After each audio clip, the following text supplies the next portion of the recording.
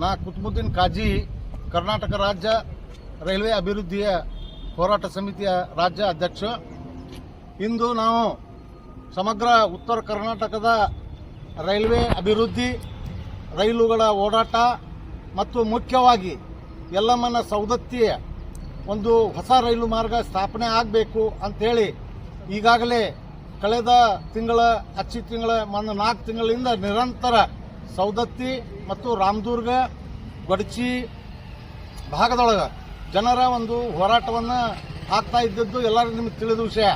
ಆ ಪ್ರಯುಕ್ತ ನಾವು ಕೇಂದ್ರ ರೈಲ್ವೆ ಮಂತ್ರಿ ಮತ್ತು ನಮ್ಮ ಭಾಗದ ಸಂಸದರುಗಳಾದ ಜಗದೀಶ್ ಶೆಟ್ಟರ್, PC ಗದ್ದಿಗೌಡರ್ ಮತ್ತು ಬೆಳಗಾವಿ ಸಂಸದರಿಗೆ ಈಗಾಗಲೇ ಈ ವಿಷಯವನ್ನು ನಾವು ಅವರಿಗೆ ತಿಳಿಯಪಡಿಸಿದ್ದೇವೆ. ಅದರಂತೆ ಮಾನ್ಯ ಜನರಲ್ ಮ್ಯಾನೇಜರ್ ಇವತ್ತು ಹುಬ್ಬಳ್ಳಿ ನಗರದಲ್ಲಿ ಅವರು ನಮ್ಗೆ ಭೇಟಿಯಾಗಕ ಸಮಯ ಅವಕಾಶವನ್ನು ಕೊಟ್ಟಾರೆ.